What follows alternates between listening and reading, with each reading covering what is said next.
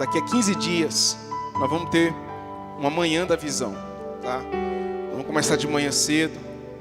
Ali nós vamos começar com o café da manhã, de 8 da manhã até 9 horas o café. 9 horas de começa a manhã da visão. Devemos ir até umas 11 horas da manhã, com palestras aqui de manhã. E eu gostaria muito que você participasse. A manhã da visão, ela vai falar sobre a visão de Deus para nós aqui como igreja, como povo do Senhor.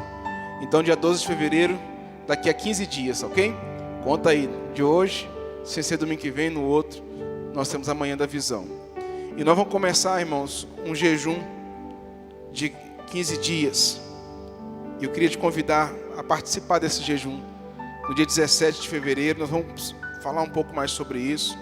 Entre outras coisas aí, que Deus tem colocado no nosso coração, o encontro com Deus. Se você não foi no encontro, eu te convido a você participar, tá ok? Mais informações, você pode estar perguntando para nós no final do culto. Faça a sua inscrição, a inscrição é pelo link, tá? Pela internet, a gente manda no WhatsApp para você. E eu queria te convidar, irmãos, a abrir a sua Bíblia em Romanos capítulo 12, versículo 15. Romanos 12, 15. Quem tem sua Bíblia aí?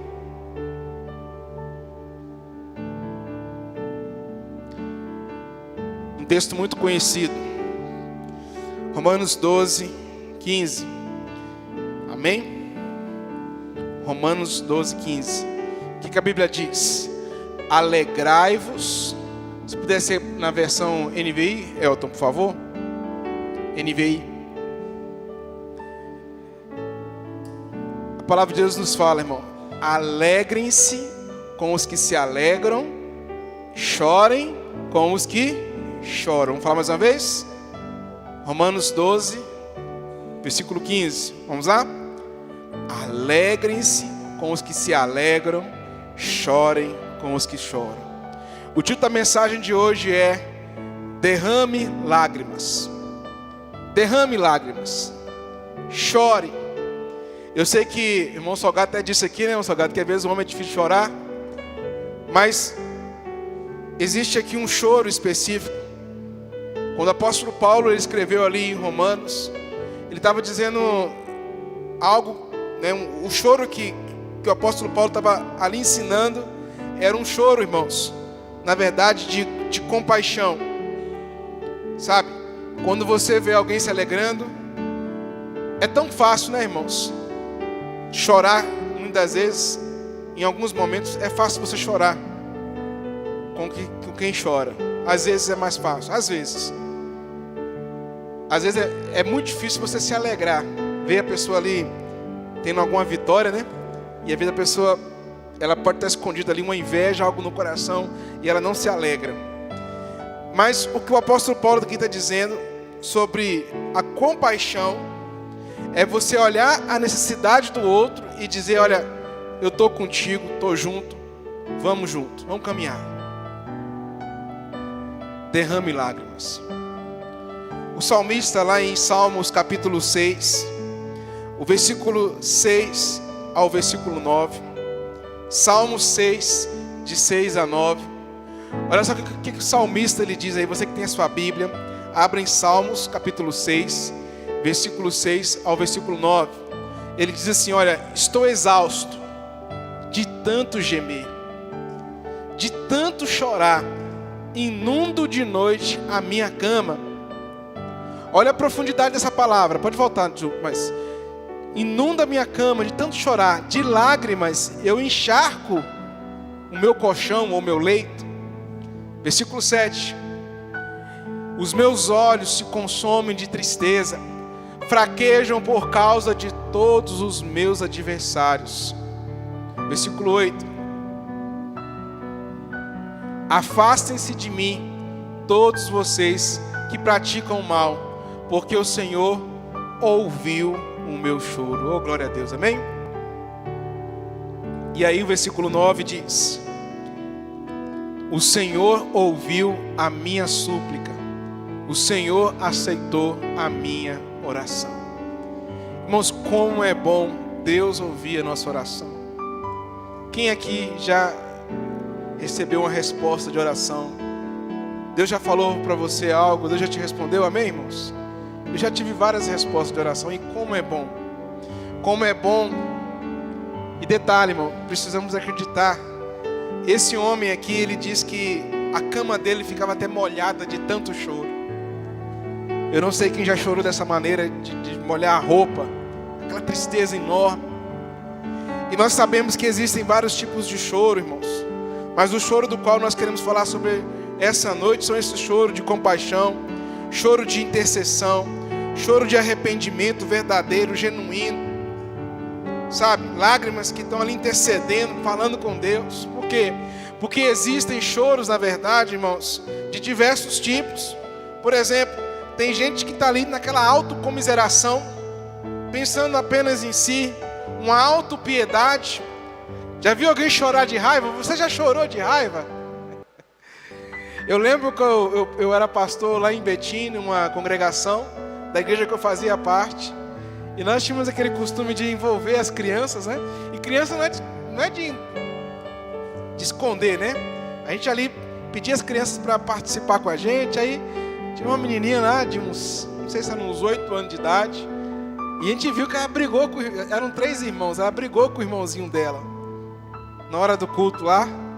Aí nós colocamos os 3 na frente aqui. E para tentar fazer eles participar do culto, não sei se você lembra, né?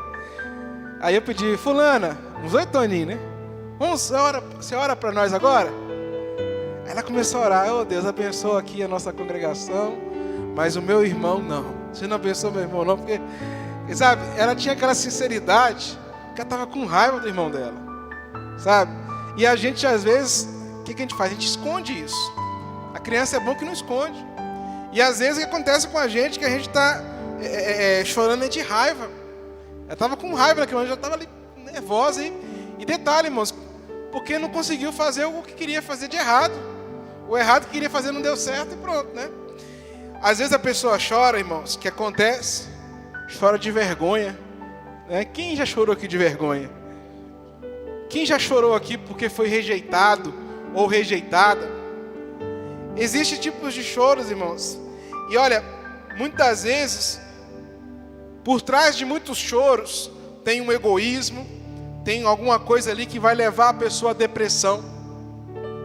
Então a gente não vai só ali olhar, observar o choro. E quando nós observamos essas questões, tem pessoas, irmãos, que quando se voltam, né, começam a chorar ali. Às vezes, por exemplo, passando por uma luta, uma dificuldade, a pessoa começa a chorar. Ela chora, sabe por quê? Porque o errado que ela fez vai trazer uma consequência que vai expor ela para muitas pessoas. Um exemplo, quando um casal não casado, que não planejou o casamento, e ali, né, namorado lá, seja quem for, ou ficou lá, aí descobre que a mulher engravidou. Tudo escondido, ninguém sabe de nada. Aí eles tentam decidir em esconder aquilo, mas naquele momento o que acontece, irmãos? Vem um arrependimento, começa um choro, mas a pessoa, na verdade, ela está mais preocupada com a consequência. Ela está chorando, irmãos, não porque ela se arrependeu, olha, eu fiz o que eu não devia, não. Ela está se chorando por quê? Porque a partir de agora vai ser o quê?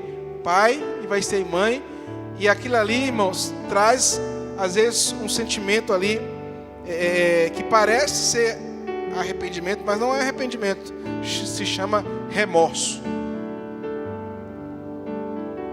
Às vezes acontece isso. A pessoa, ela está preocupada com o quê, irmãos? Está preocupada com as consequências do erro e não com o erro em si. E se você está preocupado com as consequências do erro e não com o erro em si, então eu vou dizer para você, isso não é um arrependimento verdadeiro. Lá na palavra de Deus, irmãos, diz que não vai haver mudanças, não vai haver vitória se você não colocar diante de Deus a sua vida de forma que você se arrependa verdadeiramente. O apóstolo Pedro, lá em Lucas capítulo 22, versículo 60 ao versículo 62, um pouco antes disso,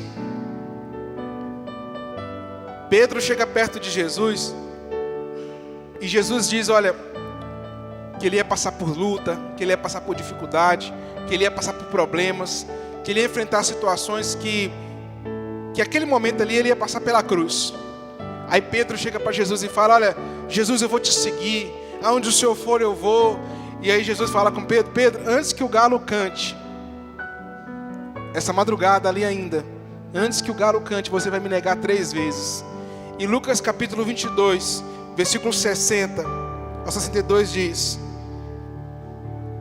versículo 60, diz que Pedro respondeu, homem, não sei do que você está falando. Falava ele ainda quando o galo cantou. O Senhor voltou-se no versículo 61, né? O Senhor voltou-se e olhou diretamente para Pedro. Então Pedro se lembrou da palavra que o Senhor tinha dito: antes que o galo cante, você me negará 3 vezes. Saindo dali, ele chorou amargamente. Naquele momento, irmãos, tem um outro texto que diz que Jesus assim, ele fixou o olho, ele fitou ou fixou o olho em Pedro e o amou. E naquele momento, irmãos, Pedro lembrou e ele saiu chorando. A palavra não é isso? Derrame lágrimas. Ele foi chorar. Pedro ficou abalado, irmãos. Ele ficou fortemente abalado, chorando. E ali, pelo que percebe, ele se arrependeu dos erros que ele cometeu. E há situações em que nós, quando erramos e quando nós pecamos, nós achamos que nós não somos mais dignos de fazer mais nada para Deus. Aquela situação que Pedro vivenciou, irmãos, era muito feia, era muito horrível. Ele negou o mestre. Ele andou sobre as águas. Ele viu o mestre multiplicar pães. O mestre lavou os pés dele. Ele viu tantos milagres, irmãos. Ele não era uma pessoa distante de Jesus. Ele era uma pessoa próxima de Jesus. E naquele momento ele negou Jesus. Eu não sei se alguém aqui essa noite já se sentiu assim. Fiz o que eu não devia ter feito. E agora eu já não sou mais merecedor de haver subido no altar, de cantar, de tocar, de pregar, de ensinar. Era o caso de Pedro. Segundo a Bíblia, Pedro foi embora, voltou a pescar. Jesus, ele teve um encontro com Pedro mais uma vez. E lá em João, capítulo 21, versículo 15 ao 17. Jesus já tinha morrido, já tinha ressuscitado. De repente ele aparece, ele chama Pedro, os amigos de Pedro que estavam ali pescando na hora. Eles sentam, vão comer um peixe assado ali. E diante daquele momento, diz a Bíblia lá, olha só, você que tem a sua Bíblia, no versículo 15, diz que depois que eles comeram, Jesus perguntou: Simão Pedro, Simão, filho de João, você me ama mais do que esses que estão aqui? Disse Pedro: sim, Senhor, tu sabes que te amo. Disse Jesus: olha, Pedro, se você já me falou, né? Isso parafraseando. Se você disse que você me ama mais do que esses, então, olha, cuida dos meus cordeiros. Versículo 16, diz o texto que pela segunda vez, novamente Jesus disse: Simão, filho de João, você me ama?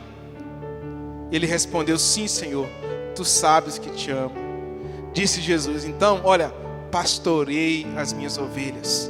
Pela terceira vez, versículo 17. Versículo 17 diz que pela terceira vez ele disse: Simão, filho de João, você me ama? Pedro ficou magoado por Jesus lhe ter perguntado pela terceira vez. A última vez que Pedro chegou a ver Jesus, em outro momento, mas a última vez que ele viu que Pedro viu Jesus, que ele teve aquele encontro, foi aquela ocasião que Pedro negou Jesus 3 vezes. E ele fugiu da presença do Senhor e não se achava mais digno de ser chamado de discípulo, e ele voltou a pescar. E Jesus Cristo foi direto na ferida e dizer, olha para ele 3 vezes, como você me negou 3 vezes, em outras palavras, eu agora te pergunto 3 vezes, o que mais importa, e eu digo para você que está aqui essa noite, o que mais importa, você ama Jesus?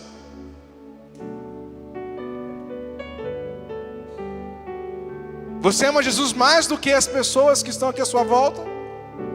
Você ama Jesus mais do que a si mesmo? Então vá fazer aquilo que Ele te pediu. Vá cuidar das ovelhas do Senhor. Ele fez isso, irmãos, para provocar ali aquela conversa, aquela transformação na vida de Pedro.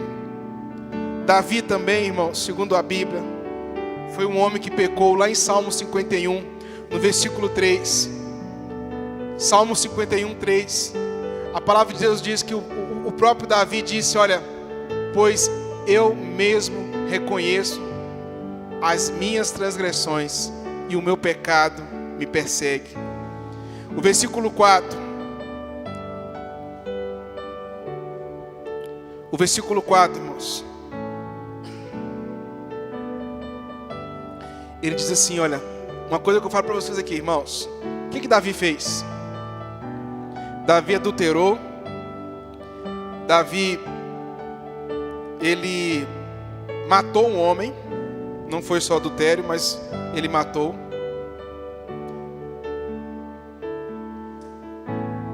E naquele momento, todo pecado, naquele momento que ele cometeu aquele pecado, ele entendeu o seguinte, que todo pecado que nós cometemos hoje, nós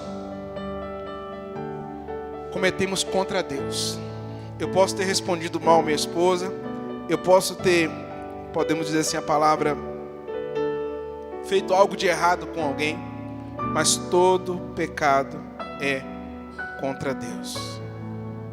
E ele diz, versículo 4, contra ti, só contra ti pequei e fiz o que tu reprovas, de modo que justa é a sentença. Manassés, irmãos, que era um rei também, segundo a Bíblia, ele, vamos dizer a palavra em 2 Crônicas 33, a Bíblia diz que Manassés, irmãos, foi um rei que fez tudo aquilo que Deus reprova. Lá em 2 Crônicas 33, 11 a 13, tudo aquilo que o Senhor reprova, Manassés fez. E detalhe, Deus disse para ele não fazer, e ele fez assim mesmo. Ele queimou seus filhos em sacrifício, praticou feitiçaria, adivinhação, recorreu a médios. E por isso, irmãos, ele foi acorrentado, ele foi preso. E lá na prisão onde ele estava, irmãos, ele clamou ao Senhor. Ele clamou ao Senhor, pediu perdão, Senhor, me perdoa, se humilhou durante um certo tempo, irmãos. E quando ele fez isso, ele colocou o rosto dele no chão, no pó. Ele se angustiou, ele caiu em si e buscou o favor do Senhor. E Deus mudou a vida de Manassés. Erros terríveis, erros difíceis de engolir. O que eu estou querendo trazer para você aqui essa noite, que se você se arrepender verdadeiramente, Deus vai te perdoar. E se você se colocar diante do Senhor de uma maneira vitoriosa, Ele vai te colocar em lugares mais altos. Não importa o que você fez, desde que você se converta, desde que você se arrependa. E olha só, eu não estou falando de que não vai ter consequências, não estou falando isso. As consequências muitas vezes vai ter, mas ter o perdão de Deus é outra coisa. Tem irmãos aqui na igreja, irmãos, que abriram o seu coração e pediram perdão a Deus. Abriram o coração aqui na frente e disseram, Senhor, eu fiz isso. Falou para a igreja também, eu fiz isso. Teve um irmão aqui uma vez, que ele contou, no nosso encontro com Deus, nenhum relacionamento dele dava certo. Ele lembrou, Deus fez ele lembrar no encontro com Deus lá, que ele comprou um remédio para abortar uma vez. E ele levou a namorada dele na época a abortar. E naquele momento, irmãos, ele lembra que depois daquilo, nunca mais a vida dele foi a mesma. Ele veio aqui na frente, pediu perdão a Deus. Ele falou comigo primeiro, pastor, posso testemunhar? Posso. E no dia do culto, tinha uma mulher aqui também, sentada aqui mais ou menos. Pastor, depois acabou o culto. Pastor, você acredita que tinha uma pessoa que estava aqui que eu precisava pedir perdão. E essa pessoa nunca tinha vindo aqui. E Deus permitiu que ela viesse. Porque eu tinha que falar perdão, pedir perdão para aquela pessoa também. Houve um arrependimento. Que eu saiba, ele não está conosco hoje, mas que eu saiba, ele é pai. Ele casou outra vez, fez o curso conosco aqui de casamento, casou outra vez. E agora é pai. E Deus tem transformado a vida dele. Uma história, irmãos, diferente. É a história de Saul. Saul diferente de Davi. Ele teve uma vida, irmãos. Saul, ele teve uma vida de destruição. Por quê? Saul não se arrependia de verdade. Saul, irmãos, ele tentava colocar a culpa nas pessoas. Tem textos aqui que eu não vou ler aqui nesse momento. Mas Saul colocava a culpa e dizia, olha, a culpa é dos soldados aqui. Falou com Samuel. Eu tive medo dos soldados. Por isso que eu fiz o que eu fiz. Ele fez um sacrifício que ele não devia ter feito. E começou a fazer coisas erradas. Diferente, irmãos. Diferente de Davi. Que quando Davi pecava, o que ele diz lá em Salmo 51, versículo 4? O que ele diz? Contra ti, somente contra ti, pequei. E fiz o que tu reprovas. E é isso que eu quero te convidar nessa noite. A você derramar lágrimas diante do Senhor. Lágrimas de arrependimento. Abra a tua boca e fala, Senhor, eu menti. Se você se prostituiu, diga, Senhor, eu me prostituí. Se você fez algo, se você viu que não devia, fala, Senhor, eu vi que eu não devia, fiquei ouvindo que eu não devia. E detalhe, foge, sai fora. A nossa mensagem, nosso estudo da célula semana agora, foi o quê? O povo, lá em 2 Crônicas, João, puder colocar para a gente aí, por favor, Elton. 2 Crônicas 7,14, que diz que se o povo que se chama pelo meu nome, se humilhar, orar, buscar a minha face e se afastar dos maus caminhos, eu o quê? Deus diz, olha, ouvirei do céu, perdoarei os pecados e sararei-as. Tem que fazer o quê, irmãos? Se humilhar, orar, buscar e se afastar das coisas ruins. O verdadeiro arrependimento, ele também acompanha o que, irmãos? O afastamento, você se afasta das coisas erradas. Eu queria pedir aos irmãos a ficarem em pé, em nome de Jesus. Eu não estou acompanhando direitinho, mas está sendo transmitido pelo YouTube, não é isso? Está sendo transmitido? Eu esqueci de enviar o link, eu mandei o link agora, tá? Já mandei para vocês aí. Fui mandar o link aqui, teve alguém que mandou uma mensagem para mim aqui, meus irmãos. E dizer para os irmãos o seguinte, como Deus é bom. Deus opera de várias maneiras. Para construir esse telhado aqui, irmãos, nós tivemos doações. Do nada, gente que nunca foi membro da igreja, nunca teve, já teve com a gente umas 3, 4 vezes. Eu mandei mensagem. Gente que está em outros estados já nos ajudaram. E muitos irmãos aqui, de várias formas, braçalmente, em oração e contribuição. Vou dizer para os irmãos o seguinte, nós vamos orar e agradecer a Deus pela palavra. Colocar diante de Deus aqui, olha, existe uma tristeza, que é uma tristeza segundo Deus. A tristeza segundo Deus, ela gera o quê? Vida, ok? Arrependimento. A tristeza segundo o mundo, ela gera morte, que chama-se remorso. É parecido com arrependimento. Então eu queria pedir a vocês essa noite, a você orar, Senhor, me ensina, Pai, a ter um coração arrependido. Um coração arrependido. Um coração quebrantado. Um coração que alegra o Senhor. Eu quero orar com você nesse sentido. Eu vou me ajoelhar mais uma vez. Irmãos, durante muitos anos aqui, nós sempre ajoelhamos aqui. E Deus tem colocado no meu coração para te continuar se ajoelhando. Nós já fizemos aqui, irmãos, 24 horas de vigília aqui. Já fizemos isso. Há uns anos atrás, não sei quem participou com a gente na época. Ficamos aqui 24 horas. Começamos na sexta-feira, acabamos no domingo aqui, no vigília. E nós precisamos orar mais. Amém? Se você quiser ficar em pé, se você quiser vir aqui à frente, se ajoelhar, eu quero te convidar você a se colocar diante do Senhor, fechar seus olhos. Se você tem algo para dizer para Deus, eu queria dizer para você, olha, fala com Deus agora. Quem quiser vir aqui à frente, eu vou orar por você também. Quem quiser sentar, quem quiser de joelho, Vamos ajoelhar em nome de Jesus. E Deus é bom, viu, irmãos, em todo o tempo. Deus é bom em todo o tempo. Em todo o tempo Deus é bom. Coloca diante do Senhor. Espírito Santo, nós nos colocamos diante de Ti essa noite. Ó Deus, que o arrependimento, Pai, que venha sobre nós seja verdadeiro, genuíno, Pai. Oh Deus, há quanto tempo, ó Deus, que eu não derramo lágrimas. Talvez já tenha um tempo que você não tem chorado diante do Senhor.